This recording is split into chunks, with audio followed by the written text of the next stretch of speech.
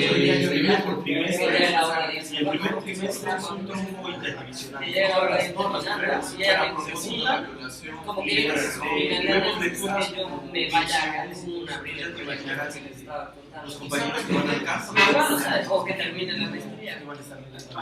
Sí, de por sí uno se parece a la ciencias sociales.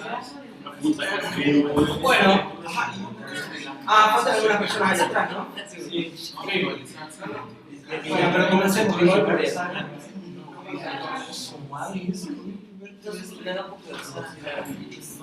Bueno, entonces estamos estableciendo un cuadro comparativo entre tres diagnósticos posibles que serían el significante media, el significante exiliado y el significante consecuente. Ahora vamos a empezar a hablar sobre contradicciones y metáforas, concepción de caso y lo singular. Entonces, en contradicciones y metáforas tenemos que en el significante a medias las contradicciones últimas y fundadoras son imposibles. Es decir, aquello absoluto sobre lo que se funda todo no puede ser una contradicción. Tiene que ser algo metafísico, que sea lo que sea, no que sea y no sea a la vez. A diferencia obviamente del significante consecuente, donde las contradicciones son activas y generadoras, ¿sí? Es decir, que permiten crear cosas. Y a diferencia del significante exiliado, donde no hay contradicciones.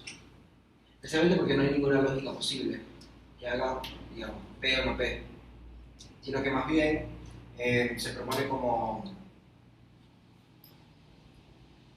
ya una realidad, como algo material, real, donde no habría contradicciones posibles. O sea, no puedo decir no mesa, ¿sí?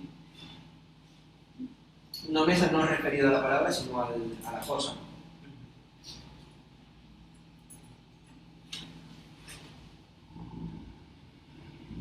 En la concepción del caso, en el significante medio, esto capaz es algo que has visto, donde el caso se puede leer de diferentes perspectivas, que solo habría que transcribir el caso, ¿sí? Transcribir lo que el paciente dijo y capaz lo que el analista dijo, y después eso se puede como interpretar o analizar según la teoría que uno adopte. Entonces también ahí se arma como una especie de algo estable que después uno, según su perspectiva, lo interpreta. En el significante exiliado decimos que el material, incluso el material de la sesión, no quiere decir nada, sino que dice. Entonces ahí nada más importa lo dicho, efectivamente dicho. No las interpretaciones posibles, no los cambios que se puedan dar, las generalizaciones, las hipótesis, eso no importa. Como una suerte de quien está hablando, o el paciente, por decirlo así, dice, es que oigo voces, Okay. ¿no? Y inmediatamente es como algún trastorno orgánico de alucinaciones, cosas así. O sea, lo que importa es que ya lo dijo y que eso que dijo ya está identificado. Y no hay una posibilidad, como hace rato en el ejemplo, ¿no? De, oiga, y no será más bien que su problema de obesidad se encuentra relacionado con que sus padres no sé qué. Claro, sin asociación. Ajá. Ya sería así como, tu problema es que estás gordo y necesitas bajar el peso y tienes que meter una dieta. Claro, o lo opuesto, tu problema es únicamente el problema de los estudios. ¿Sí? Que se remita únicamente a aquello material y que ese material no tiene asociaciones posibles encima, o alrededor, o al lado. ¿Sí? Y en el significado de consecuencia, más bien el caso contiene su teoría. ¿Okay? Es decir, estamos, o queremos plantear que ya al momento de plantear un caso, de proponer un caso, ya ahí hay elementos teóricos que son los que dan el marco para que eso efectivamente sea un caso. Porque no cualquier cosa es un caso de psicoanálisis, ¿o sí? Entonces, más bien, cuando estamos proponiendo que algo es un caso, y ahí estamos haciéndolo a partir de una teoría. Bueno, lo último, lo singular. Palabra rechazada normalmente, pero con lo singular quiero decir las diferencias posibles que haya entre las cosas. Entonces, por ejemplo, que cada persona sea diferente, que cada persona en cada momento sea diferente, que cada tribu sea diferente, que cada libro sea diferente, que cada ejemplar sea diferente. Entonces, en el significante a medias, lo singular domina sobre los otros elementos generales. Es como si lo singular fuera superestructural. Porque lo que en verdad importara es que esa diferencia última que este caso tiene con respecto a todos los otros. Que eso es lo que determina, lo que dicta el resto del caso.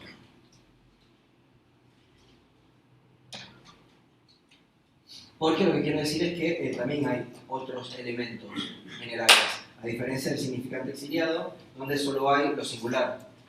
Está un poco mal escrito, pero bueno. Sería más bien como solo hay lo singular, que rechaza la generalización y lo abstracto. Es decir, sí, efectivamente, cada persona es diferente. Igual cada persona es diferente tiene ese problema de que ya estamos diciendo que son personas. Es decir, que algo tienen que tener en común, porque si no, no cayeran bajo la misma palabra, ¿sí? Y el significante consecuente quiere decir que lo singular es implícito, tiene un lugar localizado en la estructura, justamente sería el lugar del vacío. Ahí estaría donde nosotros podemos ubicar la singularidad para que en verdad sea una particularidad, porque estamos diciendo que digamos, es como si las diferencias esas, las diferencias que hacen un caso, las ubicamos todas en el vacío ese, de lo imposible de justamente universalizar, lo imposible de generalizar. Es como si acá las flechas, en la derecha, las flechas todas fueran generalizaciones, para un momento, un lugar que es imposible de generalizar, y ese lugar imposible de generalizar justamente es lo singular o lo particular. Ahorita no estoy haciendo diferencia de los dos, pero lo que quiero decir es que eso es imposible de generalizar y lo ubicamos ahí en el medio como imposible de la estructura. Es decir, lo imposible de la estructura es justamente el caso. Y por eso la estructura ya contiene los casos y por eso los casos ya presentan la estructura.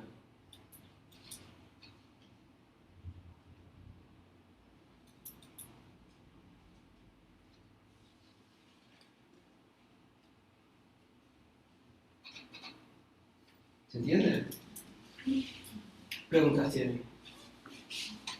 Esto de lo imposible de la estructura es el caso, estamos hablando de significante consecuente de lo singular. Significante consecuente es donde lo singular estaría implícito, sí. Estuviera el lugar de imposible dentro de la estructura.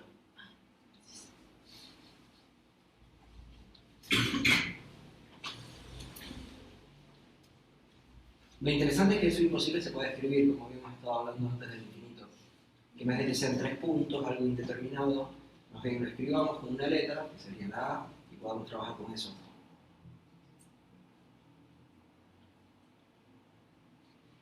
¿Y qué más?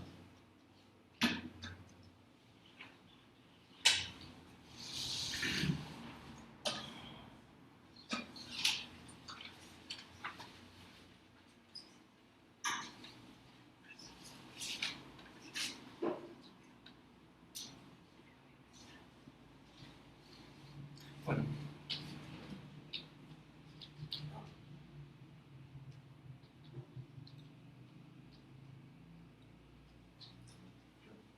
Entonces, bueno, quiero plantear que la diagnosis sería no ser coherente con la lógica significante, como no llevarlo hasta sus últimas consecuencias.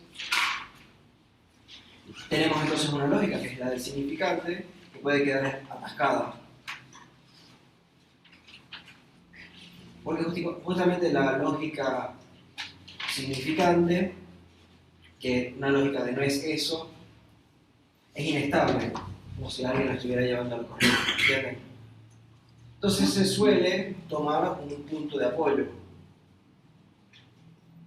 Un punto que sería más, por decirlo de alguna manera, no es propio, no está bien dicho, pero por decirlo de alguna manera, sería un punto como psicótico, ¿entienden? Sería psicótico porque justamente es absoluto.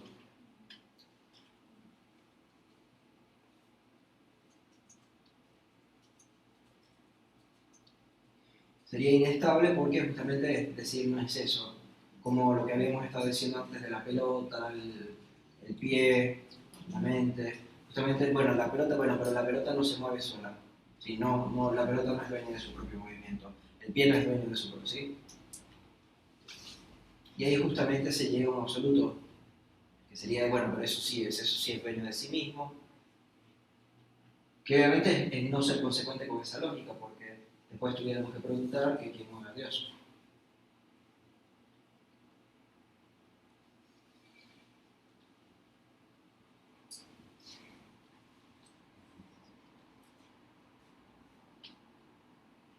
Entonces es como si tuviéramos un poco esto, donde se estuviera casando con una lógica significante, pero hubiera algo que desvía, que más bien llevase a la sustancialidad. Entonces, el decir no es eso, en realidad el eso se sustancializa. No es eso, pero porque eso sí es eso. ¿Entienden? O sea, eso que está en ese punto inicial, que está en el agua acá, sí es eso. Sí tiende hacia allá. Por eso les decía que quizás lo conveniente sería pensar como no es eso, donde eso sería no es eso. Donde eso de no es eso tampoco es.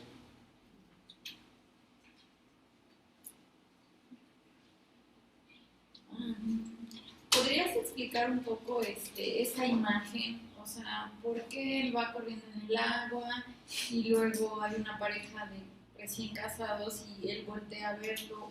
No lo entiendo muy bien. ¿Okay? Por favor. Lo de que esté en el agua es completamente irrelevante. ¿Okay? Pero lo que quiero decir acá es que es como si alguien, como si la neurosis fuera del tipo, el que está mirando hacia atrás, como si ese fuera la neurosis, que se estuviera casando o intentando casar con el significante, con esa lógica de no es eso, con esa lógica de insustancialidad, pero solo en pretensión. En tanto, en realidad está mirando hacia otro lado que sería la sustancialidad, que es donde queda justamente atascada la lógica significante para crear la neurosis. ¿Entiendes? O sea, por un lado tenemos esta relación con lo significante, que sería legal, o sea, una legalidad que sería un orden, que sería una lógica. Por otro lado, tenemos la sustancialidad, que justamente estuviera fuera del orden significante, de no es eso, porque justamente es un ser, es una sustancia. Las sustancias son y son, no se puede decir no es eso. Por ejemplo, no se pregunta si Dios es o no es. Se pregunta si existe o no existe. Pero de existir es. ¿Sí? O sea, se entiende que Dios es. Porque justamente la figura de Dios es un ser, es el ser absoluto. Entonces, este momento es como si este todavía no estuviera acá, como si el de la representación todavía no estuviera, estuviera más hacia allá, es como si pareciera que todo va bien, porque está el tipo casado con el significante, con la insustancia, y hasta ahí es como la parte más neurótica, o sea, más fluida o lo significante de la neurosis, que llega a un punto de sustancialización cuando aparece esto, cuando aparece justamente la sustancia.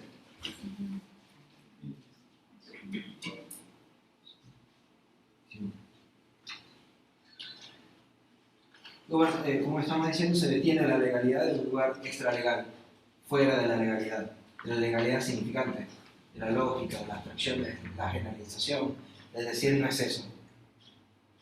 Aparentemente, quiero decir. Quiero decir que es aparentemente el lugar, que ese lugar sea extralegal. En realidad pareciera ser, o sea, es como si este lugar, el tipo que estaba en traje de baño, ¿se dice traje de baño acá? Sí. El tipo que estaba en traje de baño, más bien es el que impone, pareciera imponer la legalidad que fuera la legalidad significante. El padre impone la ley, ¿sí? Es como si ese elemento sustancial es el que más bien impone, mediante que él sea y los otros no, la ley del no ser del significante. Es como si el padre, como si ese lugar de sustancial, le hubiera quitado el ser a esos elementos que no son. Y lo que quiero plantear, ahora sí, esto les va a permitir hacer un clic y ya con esto vamos a ir terminando, que es que justamente ese lugar de extralegalidad o de ese ser que dicta la legalidad significante, del traje de baño que está a la izquierda, ese lugar es justamente el lugar de la perversión. Y por eso acá tenemos tanto neurosis como perversión en esta escena. Y de hecho no podemos pensar neurosis sin perversión. ¿Sí? No se pueden pensar elementos que le falte el ser y que el ser esté en otro lado. O sea, no se pueden pensar elementos que le falte el ser sin que el ser esté en otro lado. ¿Sí? Y no se puede pensar un ser como dominante y que le quita el ser a estos elementos sin pensar los otros elementos. ¿Sí? Si lo quisiéramos ver acá, el punto de perversión, en la manera que lo estoy intentando trabajar, sería el punto central. ¿Sí? Que además está afuera, por eso pregunté, no me acuerdo ya a quién, le pregunté, bueno, pero ¿qué pasa con el...? Porque ven que todos tienen una direccionalidad, pero ¿qué direccionalidad tiene el del centro? Es como si estuviera fuera de la legalidad de la direccionalidad. De la legalidad de la dirección, sí. Entonces, justamente en la medida que puedan haber elementos que se dirijan hacia un núcleo, hacia un ser, también crea un ser, pero son dos momentos obviamente muy diferentes en la estructura. Son muy diferentes las flechitas al punto del medio. ¿Sí? Y este solo puede ver del traje de baño en la medida que el del traje de baño exista.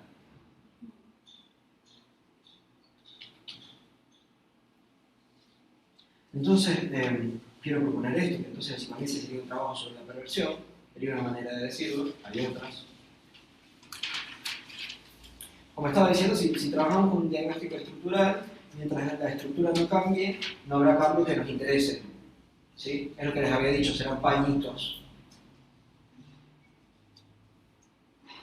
Que cambie un síntoma o no, que la persona sea más o menos adaptada a la realidad, no es lo que nos interesa. Es decir, que deje de consumir drogas, no me interesa, que duerma mejor, no me interesa. Me interesa que efectivamente ese lugar de ser que hace que consuma drogas, que duerma mal, etc., se elimine.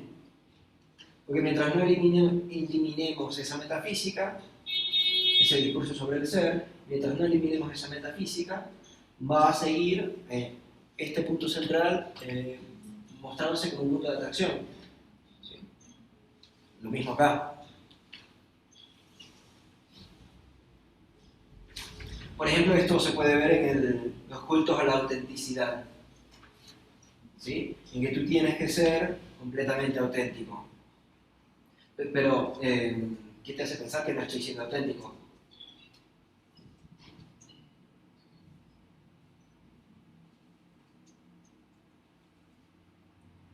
Iría también por este lado de esto que también se dice de amigarse o de hacer más llevadera la diferencia. ¿Qué? ¿Qué iría por ese lado? Esto que decías, que lo que interesa es lograr que se elimine la idea del ser.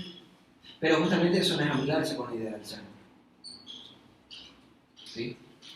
Porque lo que normalmente se plantea es que tú estás jodido y tienes que amigarte con esa manera que tú estás jodido. Ajá. Eso no es lo que estoy diciendo. Ajá, por eso, o sea, sería rechazar eso. Claro, sería rechazar eso, porque al fin y al cabo son como unos paños tibios. Y tienes todavía un núcleo malévolo en ti, lo que tienes es que aceptarlo. Hay no sé cuántos cinéfilos habrá acá. Las películas de terror son buenísimas para trabajar ese tipo de cosas. Hubo dos, bueno, empezó a haber un tiempo donde había películas donde ustedes saben que normalmente al enemigo, a lo malo, lo matan. Muchas veces resurge, pero lo matan en principio. ¿Sí? Y hubo por un tiempo, hace unos 3 años ya, unas películas de terror muy interesantes. No por lo buenas que eran, porque no eran particularmente buenas, pero porque planteaban otras respuestas posibles frente a ese malestar, que sería amigarse con ello. ¿sí? O sea, dejar que el mal persista, pero tú cambiar la posición frente a eso. Eso no es lo que estoy planteando. Pero lo digo porque también se puede ver en la cultura. Estoy pensando en el Babadook, no sé si lo han visto en el Babadook. Lo estoy spoileando, lo siento, pero no se mata al malo. Le guarda un lugar y Sí. se cuida. Exacto, se le guarda un lugar y se cuida, es como amigarse con el síntoma, ¿sí? Amigarse con el goce. Y también con It Follows, otra película de terror que salió más o menos al mismo tiempo, que también se hace lo mismo. No digo que esas películas sean particularmente buenas, a mí no me fascinaron, pero sí se plantea eso. Es un planteamiento interesante. Por ejemplo, o sea, bueno, no sé, en general las películas de terror sirven para pensar muchas cosas de las que a nosotros nos interesa porque justamente es lo que nos da terror. ¿Sí? Y cómo se maneja el terror, cómo se maneja lo malo. Si pueden ver Us, nosotros, Soria Liga, es bastante interesante también por otras razones, pero... Bueno, entonces, quiero proponer que el trabajo psicoanalítico sería el trabajo sobre la perversión, donde habría que leer la perversión, someterla al régimen legal significante, porque justamente esto no se lee. No hay una direccionalidad posible, que es la lectura que se hace de las asociaciones, sino que llega un punto donde eso ya no se cuestiona, ya no se pregunta, ya no hay una interrogación ahí.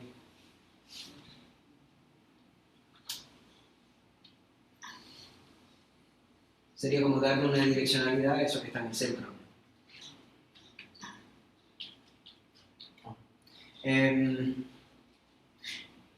A mí me gusta plantearlo, lo planteé en el libro, y quiero hablar un poquito de eso, sobre que se puede pensar como el macho alfa, el padre de la horda.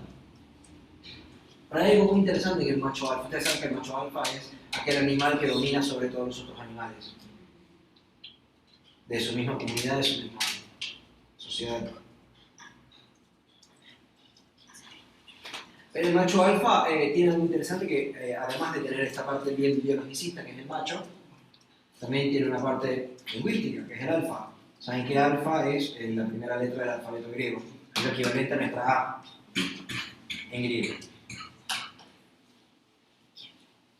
Entonces quizás el concepto de macho alfa nos sirva como concepto bisagra entre el síntoma y el A que se pudiera producir en un análisis. Es decir, el síntoma pensado como este punto en el medio del ser, el síntoma metafísico, aquello que nos aqueja y de lo cual no nos podemos liberar, para poder lograr esto. Quizás sea a través de la lectura del síntoma, a partir de lograr que ese síntoma sea un macho alfa que se pueda leer.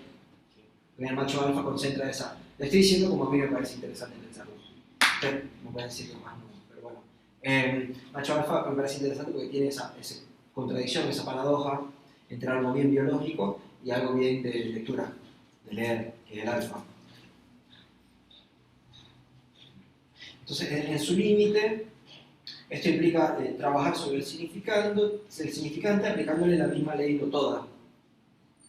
Porque normalmente se piensa en no todo como que hay algún, entonces no todo, entonces hay un lugar estable, donde sí.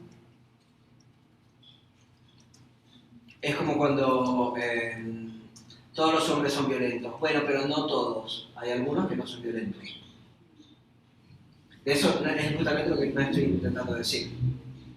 Lo que estoy intentando decir es que todos los hombres y las mujeres son fallidos, ¿sí? Intrínsecamente por justamente la estructura del lenguaje que estábamos viendo acá, donde hay un agujero central.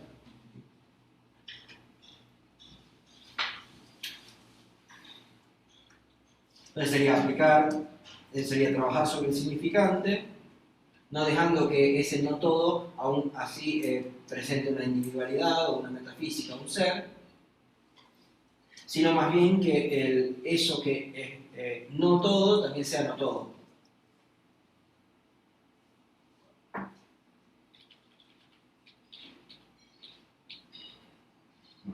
Esto se hace indirectamente porque justamente estamos postulando que el lugar central, el lugar del ser, rechaza la lectura. Entonces, como sería una contradicción de proponer leer aquello ilegible. Si bien lo pudiéramos más o menos decir así, o sea, eso sería lo que yo quiero proponer como, más como epílogo ya esto, como dirección de lectura. Habría más bien que trabajar con una configuración significante para que eso caiga, para que no pueda ya haber más ese elemento central sustancial metafísico. O sea, que sean los otros elementos los que ya no se establezcan con una naturaleza incompleta.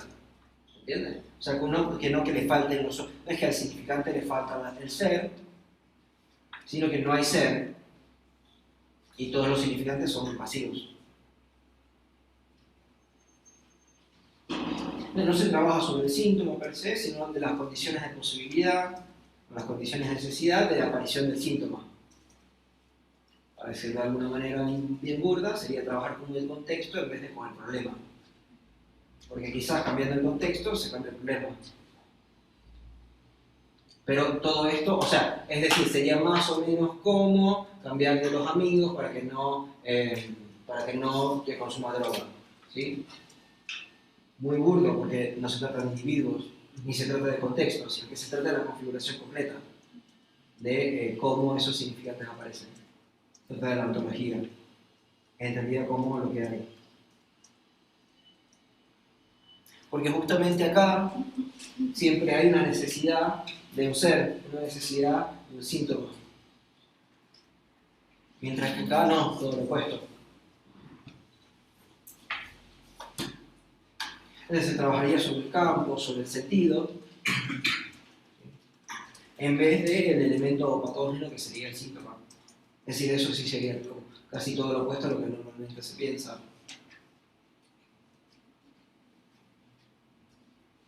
Por ejemplo, cuando haces fisioterapia, pudiera ser que el problema que tú tengas acá no se deba a estos músculos, sino que se deba a los músculos de abajo, que son los que te permiten mantener ese músculo bien.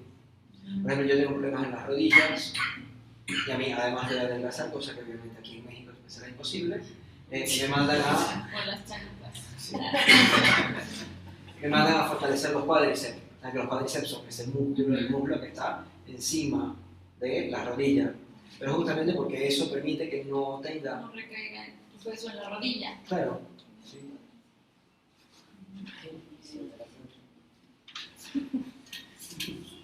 Entonces, lo que quiero proponer es que el fin de análisis, ese significante consecuente, se caracterizaría por dejar de buscar aquel elemento estabilizador, aquel elemento metafísico, aquel elemento de ser, para hacerte frente a la deriva del significante. O sea, que el cambio significante no busque siempre un elemento estabilizador, sino más bien aplicar la deriva significante a la deriva significante para poder establecer otro tipo de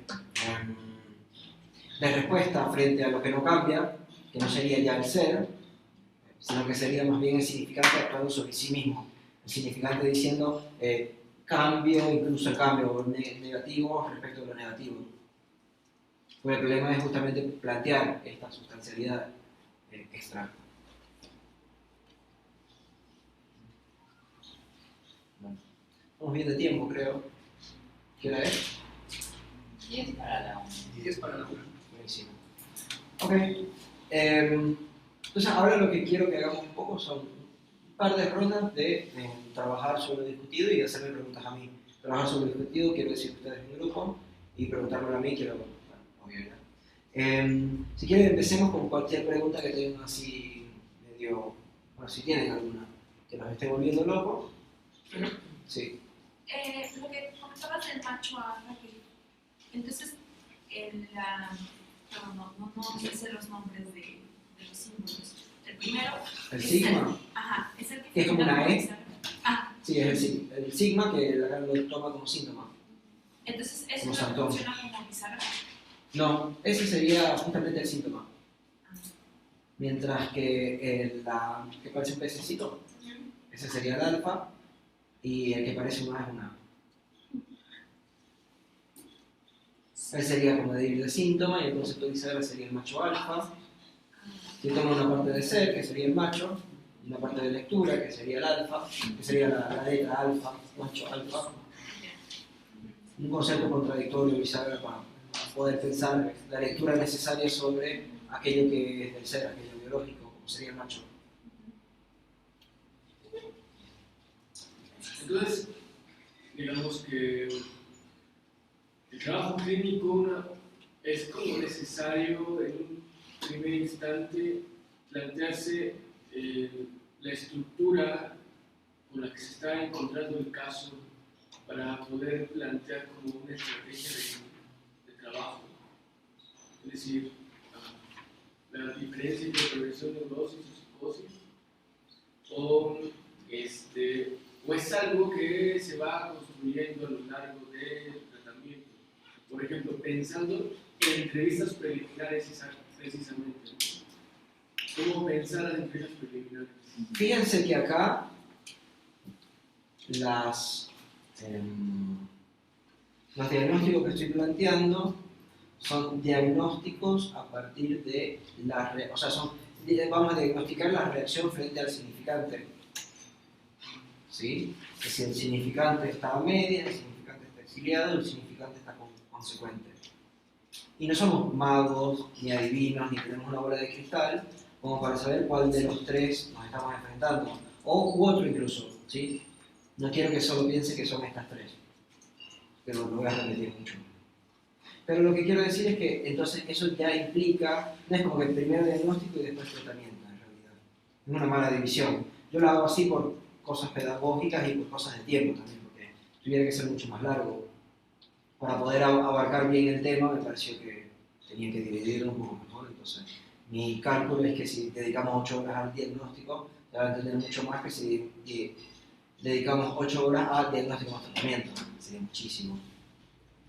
Entonces, más bien se puede diagnosticar en la medida que se responde al tratamiento.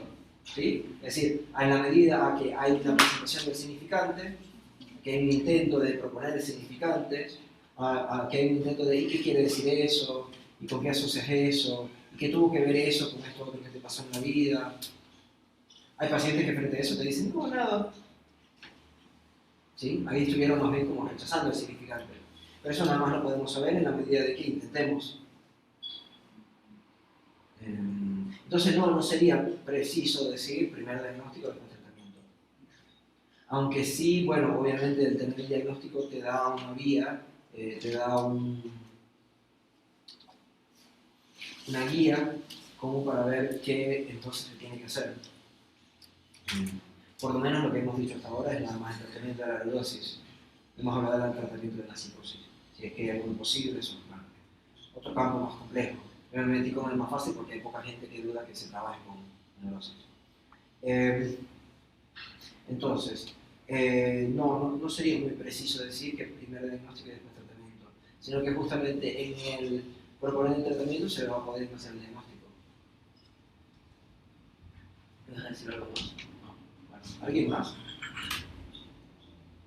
Pero en ese mismo sentido, ¿cómo se propone el tratamiento? No entiendo la pregunta.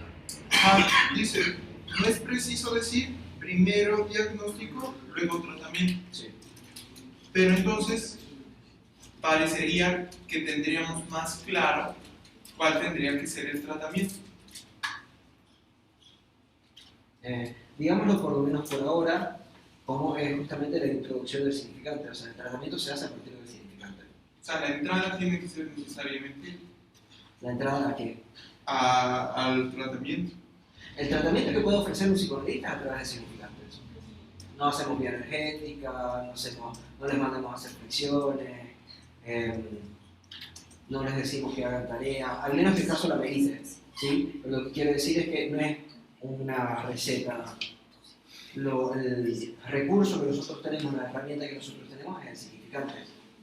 Entonces, viendo las respuestas, o sea, lo que nosotros diagnosticamos es justamente las respuestas frente al significante. Y por eso tenemos significante exiliado, significante medio, significante consecuente. Es decir, nosotros cuando mostramos el instrumento vemos cómo reacciona y a partir de eso podemos armar un diagnóstico de cómo están las cosas. Pero sí, tienes razón en que no hemos hablado exhaustivamente sobre el tratamiento. Pero bueno, por esto mismo tipo pedagógico que quería plantear. Porque el problema es que si hubiéramos empezado con el tratamiento, capaz no se hubiera entendido los diferentes estados, no se hubiera entendido desde dónde partimos y hacia dónde llegamos. También no tenemos la parte del medio, pero por lo menos tenemos como que, bueno, tenemos que salir de acá, tenemos que ir hacia allá y tenemos que ir en este sentido. Algunas coordenadas mínimas. Yo de repente pensaba la cuestión de en esta como como resignificar, ¿no? En una clínica como un poco freudiana, y que no se propone acá eso cuando se propone el cambio estructural, porque pareciera que de repente se cae en dos aspectos que a mí, a manera personal, me parece que son a las que apuntan algunas intervenciones. Por un lado, la cuestión incluso de una negación, ¿no? De una negación de que aquello que estás diciendo haya pasado o haya ocurrido. La otra es un poco la cuestión de la reelaboración o resignificación y repetir, recordar, repetir y reelaborar, ¿no? Pero esto que se está proponiendo me suena a lo que se había hablado en otro espacio de cambiar el pasado, ¿no? Cambiar la historia y cambiar la estructura. Y entonces eso supone pues consecuencias diferentes que también no apuntarían a una responsabilidad, que de repente es la que se cae con esto de la resignificación, ¿no? A una... Claro, ¿por qué? ¿Por qué es problemática la resignificación? Me parece por la cuestión de la responsabilidad. Por ejemplo, cuando hablaba... ¿Pero por qué la responsabilidad sería problemática?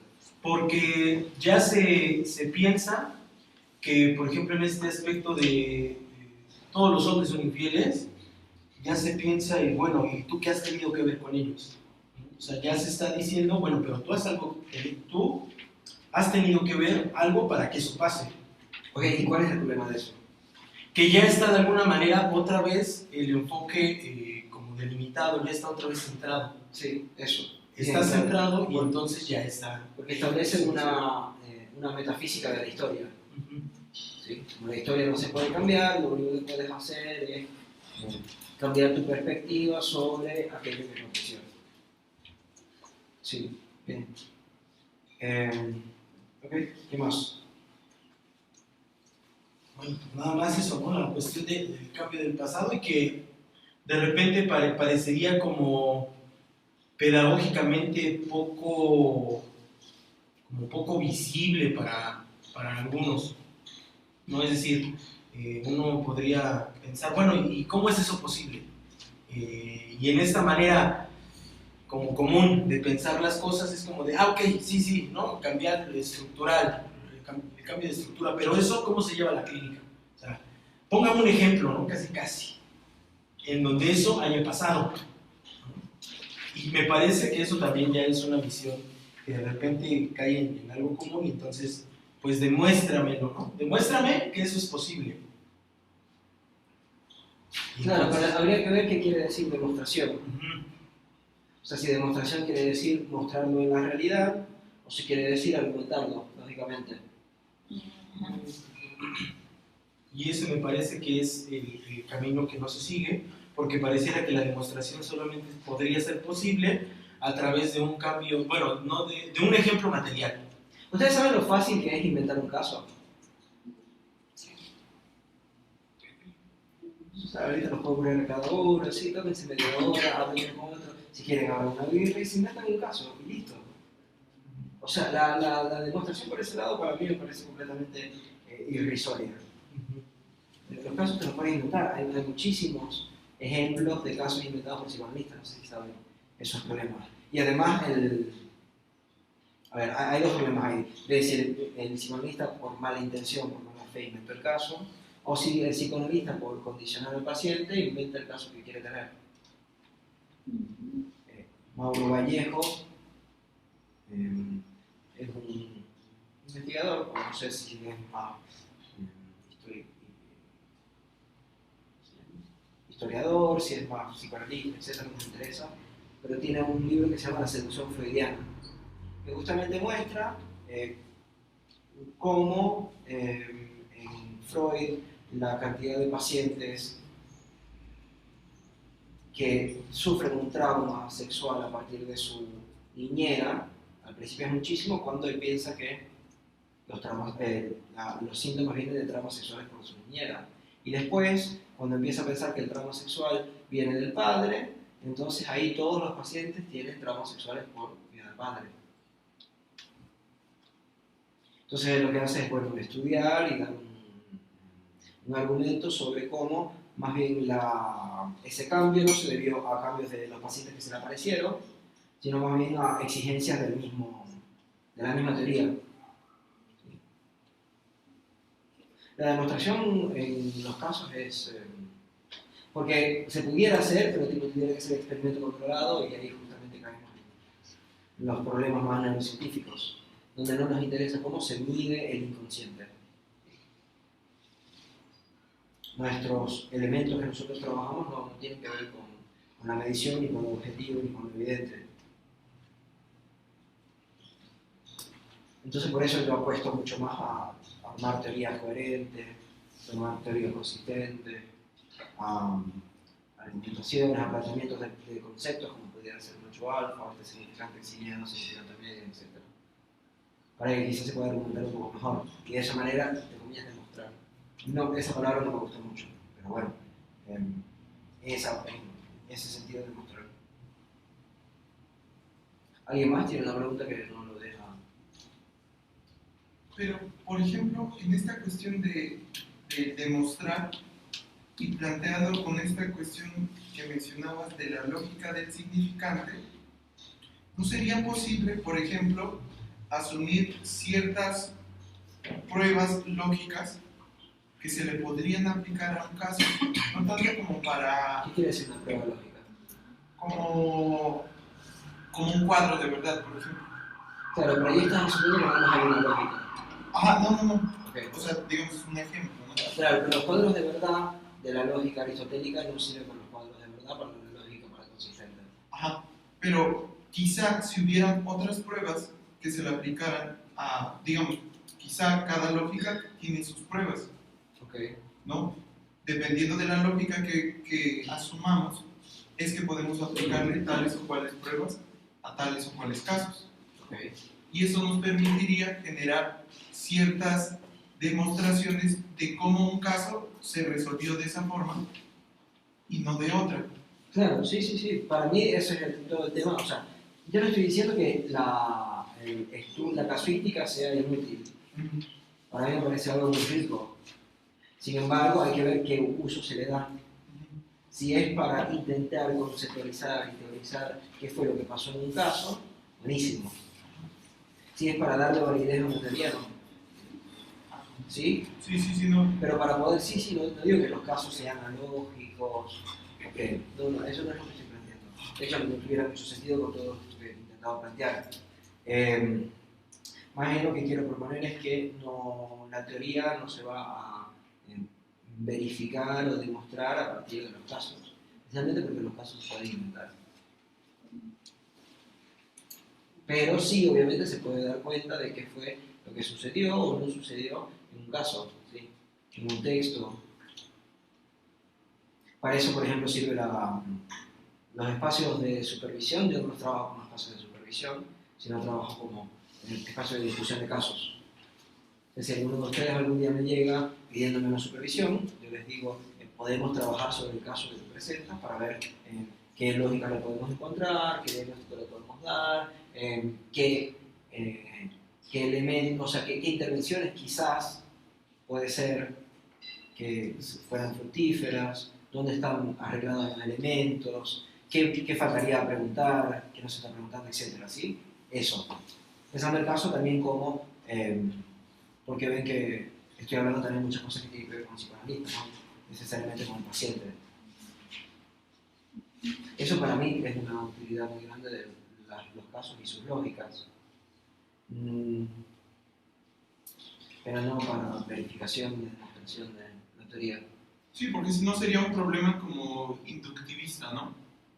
Andar, digamos, confirmando que la teoría se aplicó en tal caso, que voy a sumar 1000 casos donde esa teoría se aplica y digamos como si eso le diera alguna consistencia a la teoría. A ver,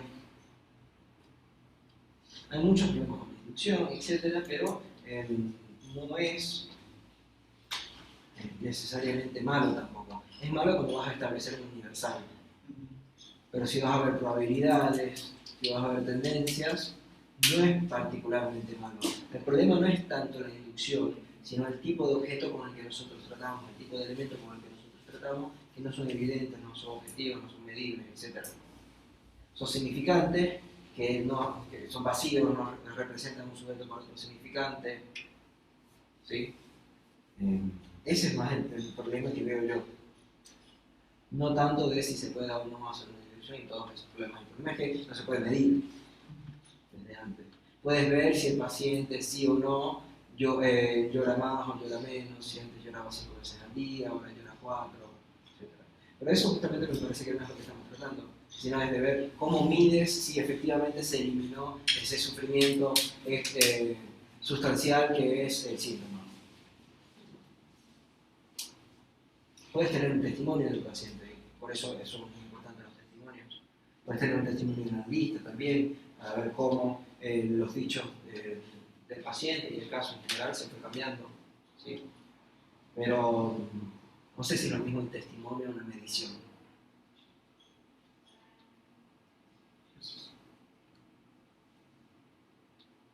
¿Alguien más?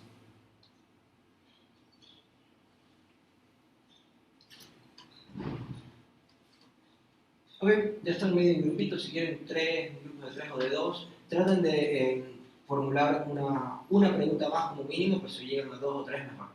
¿Okay? De cosas que no entendieron, de cosas que no les quedaron claras, porque no creo que en 8 horas las preguntas que hayan hecho son estas últimas 5, ¿no? Entonces capaz eso ayuda a formular mejores preguntas. Eso por ejemplo también pudiera pasar por, si no se les ocurre ninguna pregunta al principio, empiecen a discutir qué fue lo que entendieron, qué fue lo que escucharon, etcétera, porque quizás yo digo, entendí esto y la otra persona dice, ah, no, pero eso no fue lo que yo entendí, sino que más bien, y ahí se puede armar una pregunta también. Bueno, adelante.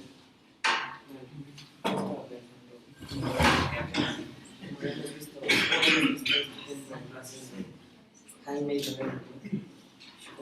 muchas veces se descarta un diagnóstico, yo que es, no sé, pero aquí también me parece que es la idea de todo es el estado de la situación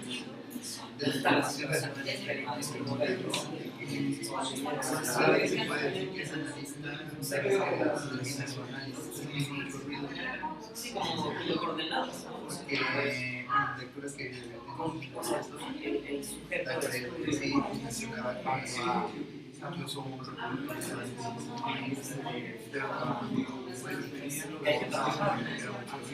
como que ya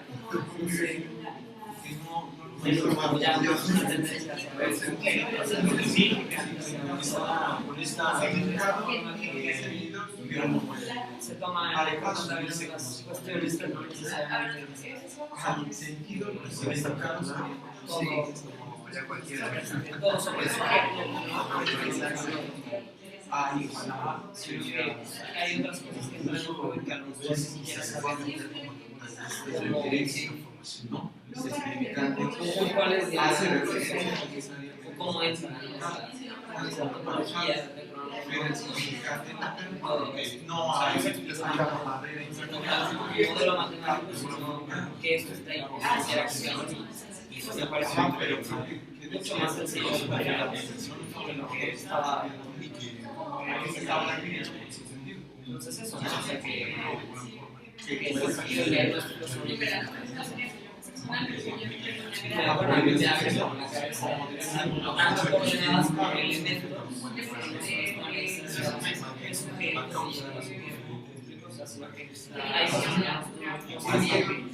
cosas que no decir que todo está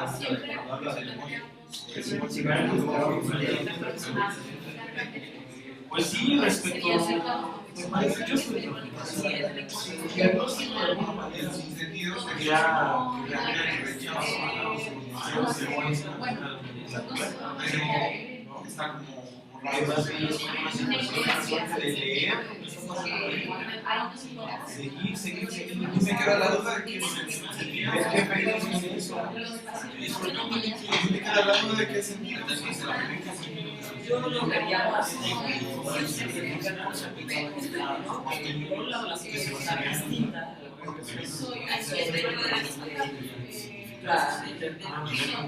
entonces es distinta sobre la perversión. Como parecía, ¿no? La reacción es Luego tal vez que se piensa que termina sus temas sin dejar de que solo un tema. Pero claro que puede que haya. O sea, no es diferente. Me quedo un poco con la cuestión que me la posición de significado. con su manera personal de. Pero sí hay que. Un proceso de. Y decía que pues, en esta cuestión de la carrera siempre es La perversión quizás sería muy infinita, análisis de algo determinado y regrese 5 años ya después. habría que controlar. Pero en esta situación, como dices, pero es que debe haber una cura. Entonces, no un bucle tal cual, el infinito, que sea como traducido no es que aprendas a vivir como los signos, sino que realmente aprendes a vivir una dirección para cambiar el y entonces no se trata de que se adapte a un análisis sino ni tampoco del infinito que va cuánto vaya a durar, sino que más bien es una cuestión sí de infinitud por todo lo que está ahí, pero delimitada, diagnosticada. Como me parece que ya eso significa hay división de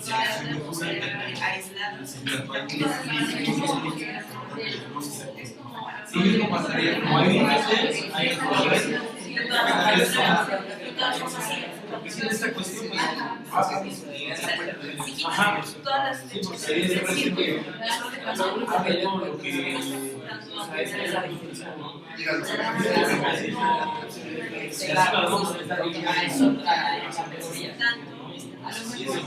Pero el cambio una cuestión bien finita pues aunque todas las demás, de todos modos sigue basada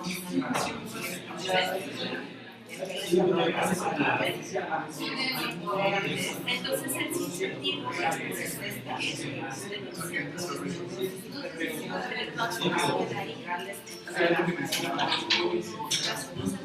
Los analistas.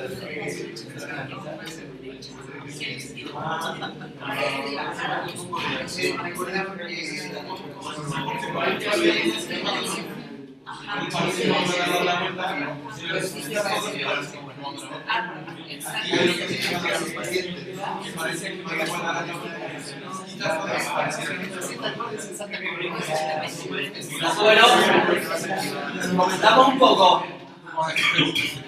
Comentamos. ¿Quieren empezar ustedes? Cualquiera. Bueno, es que todavía como no nos quedaba muy clara esa parte de leer la perversión, estamos tratando de encontrar una respuesta entre los cuatro, pero... ¿Qué respuesta van a encontrar? Después no... Es que no encontramos. O bueno, ¿qué ideas tuvieron? No tiene que ser una respuesta así bien. ¿Qué ideas tuvieron?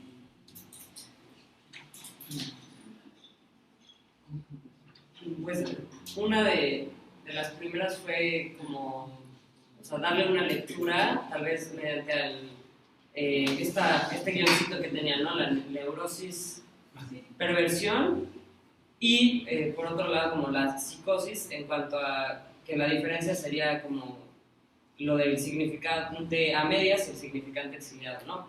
Pero de ahí como que, no sé, bueno, tú tuviste algunas otras ideas de la lectura.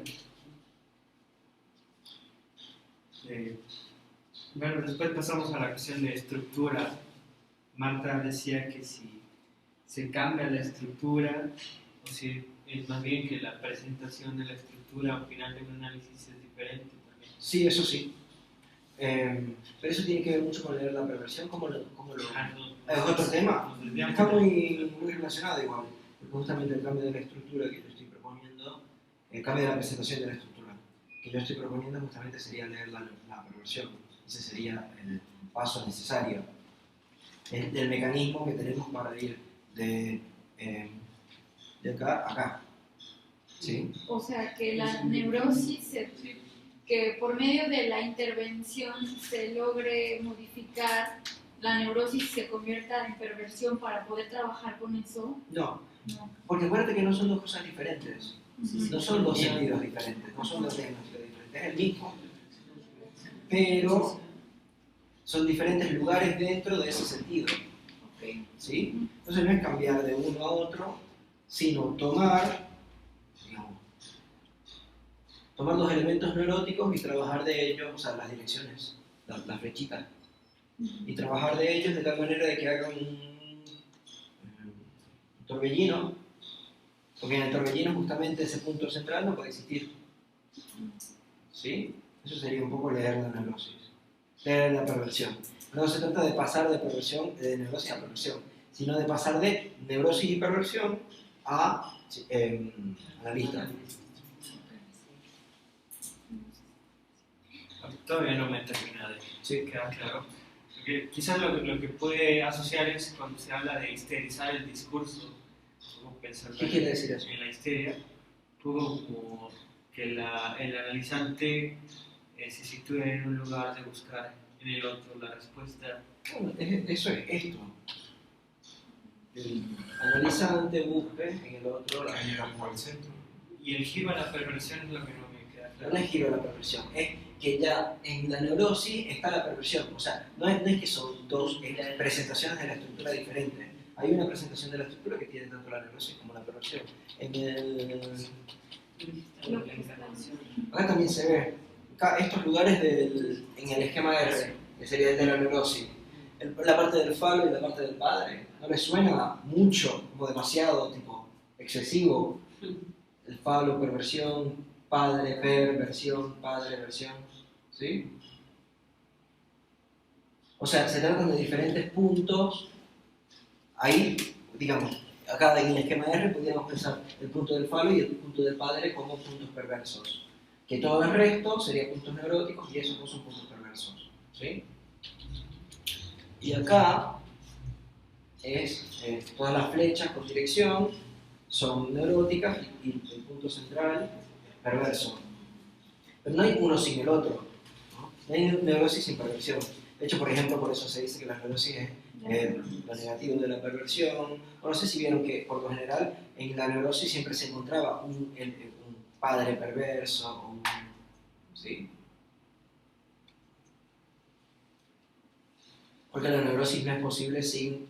O sea, ¿cómo se puede pensar él si yo hubiera tenido mejores padres, yo sería mejor persona, sin establecer que hay la posibilidad de unos padres completamente buenos y completamente perfectos? ¿Sí? Si no, no está esa queja, no está ese lamento. La queja de eso es que mal que fueron mis padres.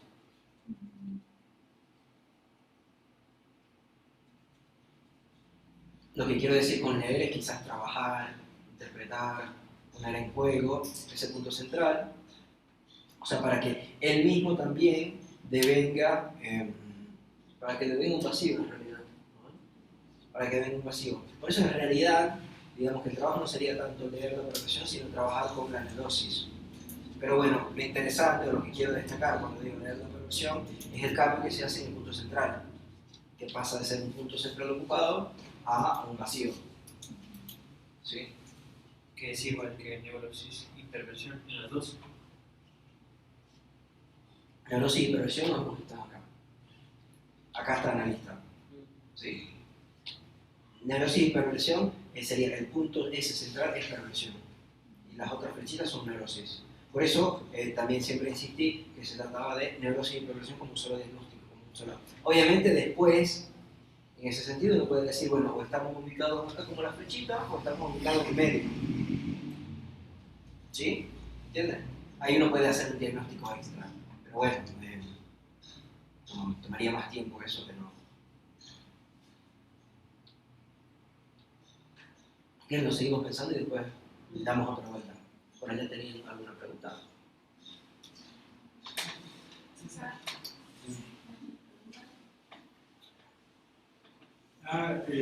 Yo le preguntaba a los compañeros qué pasa entonces con la transferencia aquí en este caso, porque yo en algún momento llegaba a entender que el fin de análisis se daba entonces, bueno, lo que yo llegué a comprender en algún momento, que el fin de análisis se daba cuando yo había contratransferencia con el analista.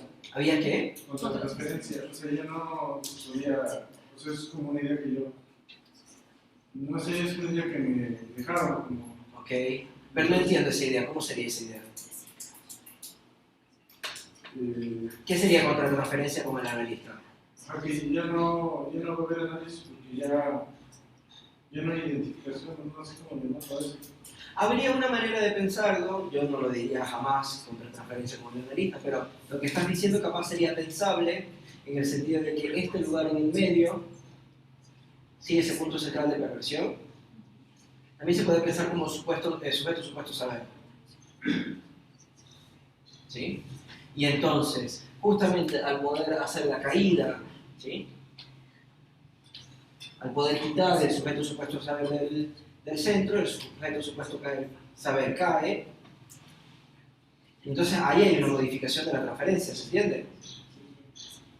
No es algo con lo que me metí demasiado, así que si te quedan algunas preguntas va a ser más bien natural, ¿sí? Pero tampoco me quiero meter demasiado con eso ahorita. Pero sí creo que hay una lectura posible del análisis a partir de la transferencia, sí, ¿por qué no?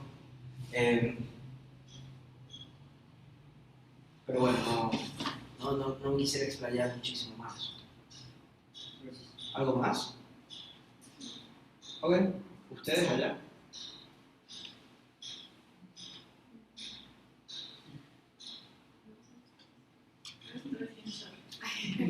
Ok, ¿por qué estás en shock? Bueno, bien.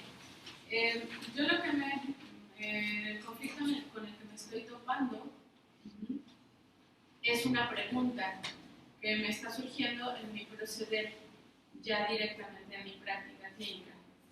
Y es, ¿por qué regresa a mis pacientes? ¿Sí? Ahorita planteando esto, en cuanto a los significantes, el significante a medias, el consecuente, el exiliado, de pronto mis pacientes llegan con una frase directa, o soy niño malo, o soy dormilona, o soy agresivo, ¿no? Ese es el marco con el que me llegan, ¿sí? Entonces, como me llegan en ese marco, yo comienzo a intentar que se planteen no el soy, sino la propia palabra, ¿no? Por ejemplo, malo. ¿Qué es malo, no? ¿De qué otra forma se utiliza lo malo? En un jugueteo como son niños adolescentes, es poder sacar lo más que se pueda de ese tema, ¿no? Sin embargo, retornan nuevamente a eso malo. O sea, como que cada vez que intento picar piedra para sacar más, se condensan. ¿Por qué? No sé, ese es mi problema. ¿Alguien sabe por qué? Porque solo se pregunta sobre el malo, no hay otra posibilidad. Podría ser porque ya tienen, digamos, como una certeza de lo que tienen, soy dormilón. No, pero eso justamente es lo que está criticando, lo que le propone. Sí. Es un poco lo del diagrama, ¿no? Lo de las imágenes, como que hay algo en el centro. Claro, porque el problema no es tanto que sea malo o que sea bueno, sino el problema es el ser. O sea, el problema no es malo, bueno, dormilón. El problema es soy. ¿Sí? Y por eso, obviamente, mientras más sigas soy esto y a esto. O sea, lo único que estás haciendo es agregarle cosas a aquello que es ser. Como, aparte de ser malo, también eres esto. Pero en realidad, a lo mejor la intervención tendría que ser que si esos pensamientos son él. Por ejemplo, no sé, habría que ver el caso, o sea, eso no es como una receta así de fácil, pero sí iría, por ejemplo, eso sería un ejemplo. Un ejemplo sería ver si eso se trata de su autopercepción y de dónde viene eso, etc.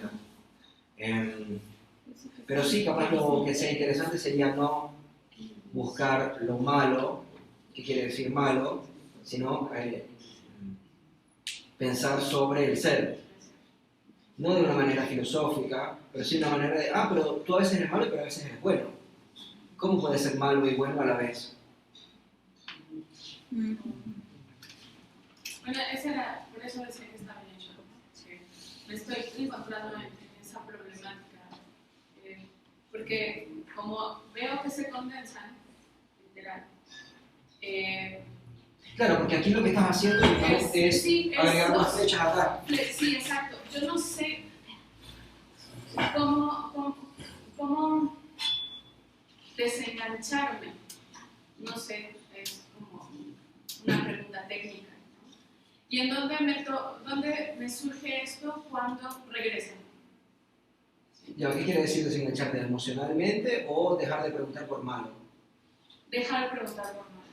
Y que también ellos de alguna forma buscan que los regrese a ese punto exacto. Entonces, es ahí en donde es como ahorita la posición que estoy es una sensación de estoy atrapada junto con él. Sí. Sí, obvio. Porque está todavía en ese estado, pero entonces habría que empezar el tratamiento. Sí. En el sentido de, entonces habría que empezar a preguntarse justamente por el ser. No tanto por el malo, sino por el soy. Y eso no sé, yo te diría que capaz conmigo investigar al respecto. Yo voy a estar hablando de eso en Zacatecas en un mes aproximadamente, un poco menos. Si a alguien le interesa esa o la que día anterior del significante me puede escribir. Tienen el email después, bueno, acá está. Ahora.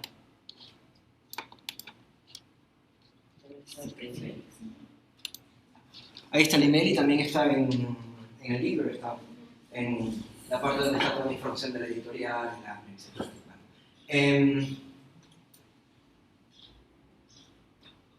Sí, es que es un impasse teórico.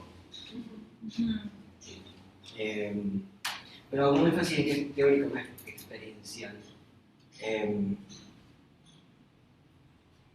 Porque el problema es que en definitiva es que no tienes recursos para salir de ese tipo de interpretación, para hacer otra.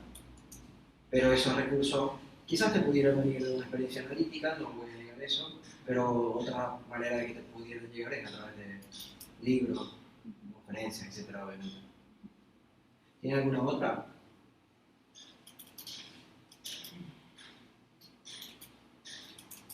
¿Por acá? Pues teníamos esta duda, ¿qué habría que entender por sentido y qué habría que entender por sin sentido? Ok, yo el sentido ahorita lo quiero trabajar como las diferentes direcciones de eso, ¿sí? Hasta ahí creo que eso había llegado más o menos bien, y después el problema es con el sin sentido. Las direcciones, ¿sí? Ese estado, aquello que estamos diagnosticando. Claro, el problema viene con el sin sentido.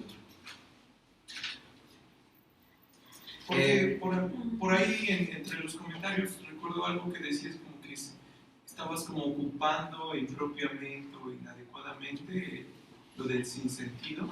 Sí.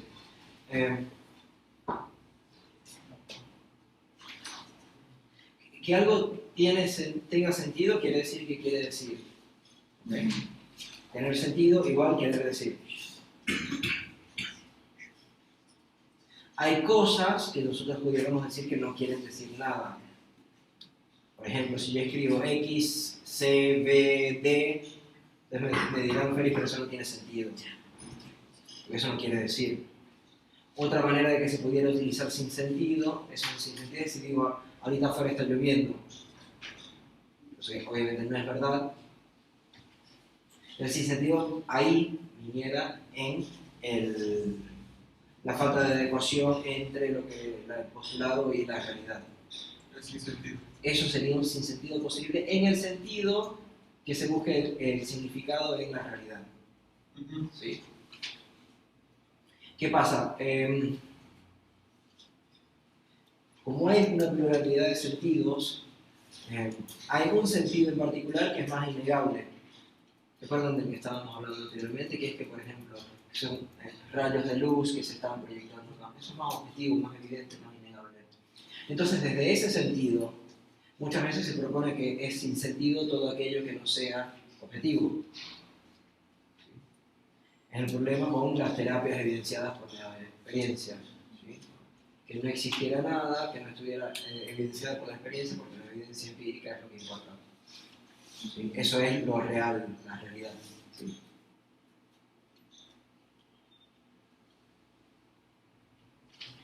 Pero entonces, sin sentido, claro. A ver. Serían cosas que no quieren decir. Que tengan que ser sin sentido es que no quiera decir nada. Por eso, por ejemplo, en la psicosis, todo sin sentido se anula porque nada quiere decir nada. Todo se dice exhaustivamente.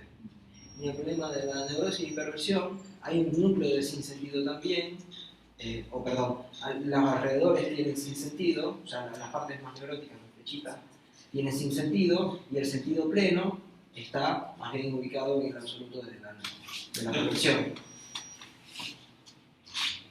Pero, por ejemplo, hay otra parte en la tabla que decía significante consecuente y dice sin sentido incorporado a todos los elementos. Claro, porque en este mismo sentido de cosas que no quieren decir. Lo que quieren decir, estaría más bien. Ah, porque dijiste que sentido es Quiero decir. Claro. Y sin sentido dijiste cosas que sí, no eso lo tengo que decir mejor. Lo que quiero decir es que el sin sentido sería algo que no se sabe qué es, digamos así. Y por eso quiere decir, por eso quiere, claro, eso quiere decir que no se sabe qué es, entonces quiere decir algo. Como un misterio. Claro, por ejemplo.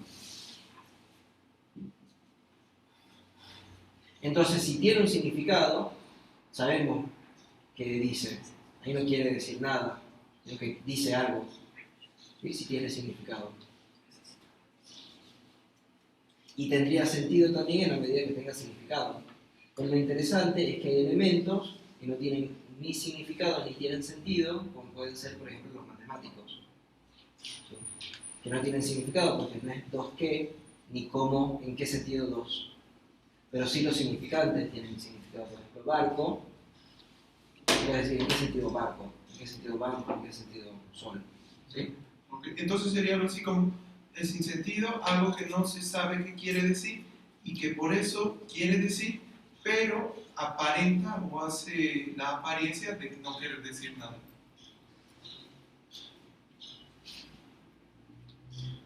No, a ver, en la psicosis apareciera como si no quisiera decir nada, pero en la neurosis, en el IFA aparece como si sí quisiera decir. Más bien sobre eso es lo que trabajamos con el significante. ¿Sí? El significante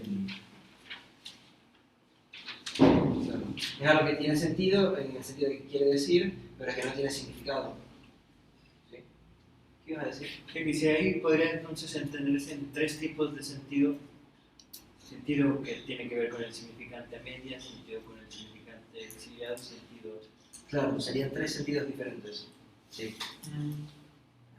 Pero tienes razón que está un poco confuso y convendría buscar decirlo un poco mejor. Pero bueno, no se me ocurre ahorita cómo. Siempre está inserta en la estructura del lenguaje sin sentido. De repente yo pensaba como que estaba fuera de... Por eso adquirí ese carácter de sin sentido. Pudiera estarlo en la psicosis, sí. La psicosis está por fuera. Por eso el sinsentido se anula en la psicosis porque está dentro del sentido, Es decir, dentro de la presentación de la estructura no hay sinsentido posible. Es, por ejemplo, el impossible is nothing. Sí, o sea, nada es imposible. Pero también se puede pensar sin sentido dentro del lenguaje, que me parece que es la apuesta del objeto A. ¿Sí? O sea, pensar que aquello contradictorio, aquello sin sentido, aquello paradójico, se puede recuperar dentro del lenguaje, dentro de la estructura lingüística, a través del caso particular.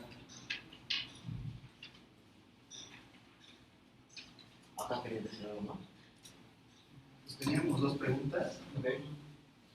Bueno, la primera mencionábamos que nos hacía ruido lo que mencionabas ayer sobre la formación del analista, porque comentábamos que teníamos algunas lecturas en las que se menciona que pues, el analista se autoriza él mismo como tal, como analista, y de ahí va trabajando con las cuestiones éticas, pero justo ayer nos mencionabas esta parte de que un analista sería analista hasta que termine su análisis, bueno, no el de él, sino el... Ok, ya va. Primero, lo de psicoanalista se autoriza a sí mismo es complicado.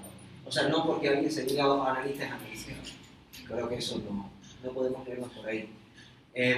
Y por otro lado, tampoco que al terminar de la experiencia del análisis es que se hace analista, porque entonces no pudo haber habido un primer analista, ¿se entiende?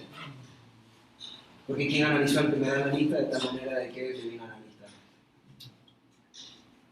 Lo que yo quiero proponer es que el estado, el sentido, la configuración en la que se está al fin de análisis es una configuración analista. Eso es lo que quiero decir, no de personas, no de... Estoy hablando de estados, de configuraciones y de sufrimientos asociados, ¿sí? Esta presentación de la estructura como analista la podemos entender de alguna forma como una dirección de la actividad. Sí. Sí, el fin de análisis, sí. ¿Qué otra pregunta tenía? Y la otra era... Pero bueno, me estaba acordando de la cuestión de que de repente en estos...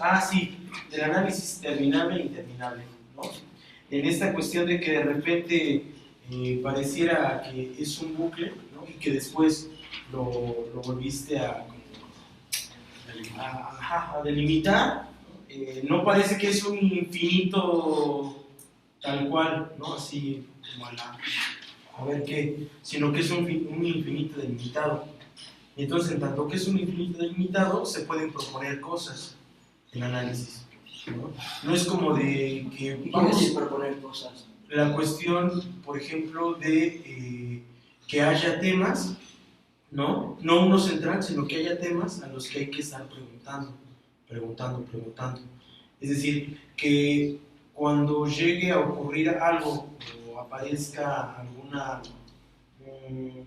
cosa que parezca como, no sé, relevante o cualquiera, tratar de ver qué se puede decir respecto a eso y no nada más como una suerte de hable todo lo que se le venga a la cabeza y que no haya un planteamiento por parte de la posición del analista, sino que más bien haya un juego.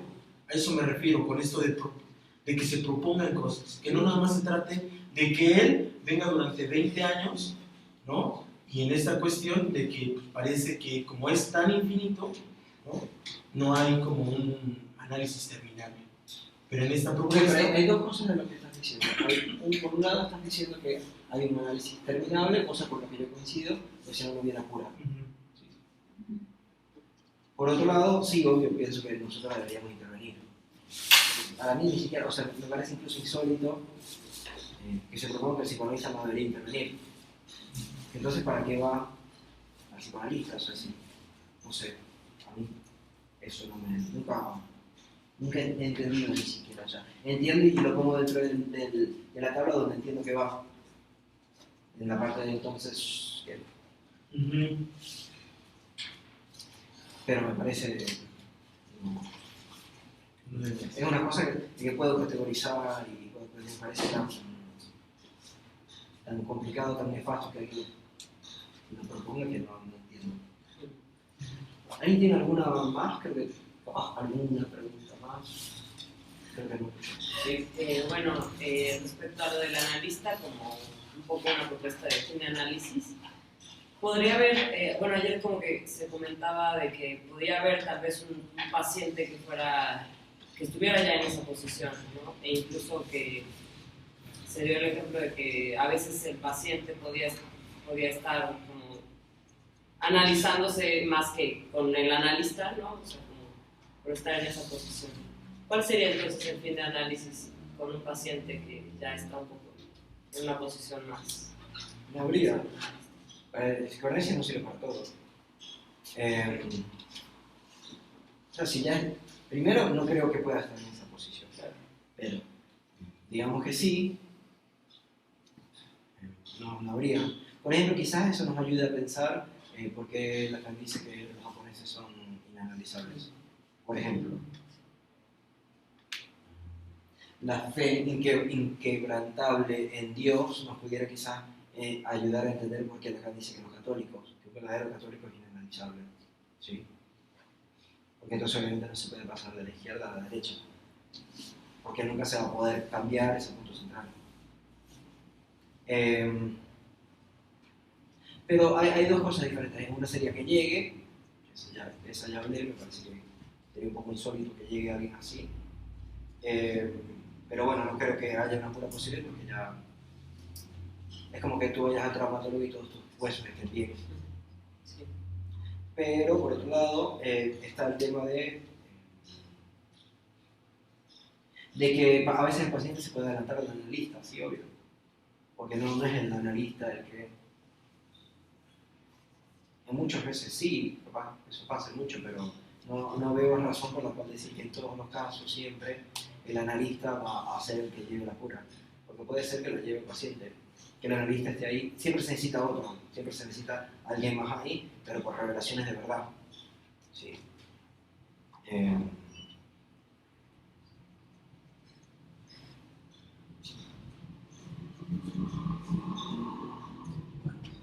¿Alguna más o damos por terminado?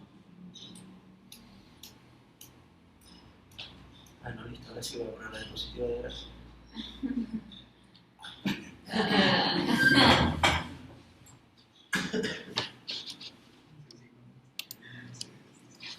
Bueno, listo.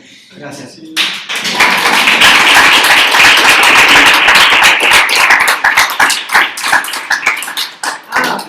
tienen fotos, grabaciones, etcétera, y me las quieren enviar, me las pueden enviar acá. Me gustaría que las envíen ahí. Si las envían, probablemente las publique, así que si no quieren que las publiquen, no las envíen. Bueno, gracias.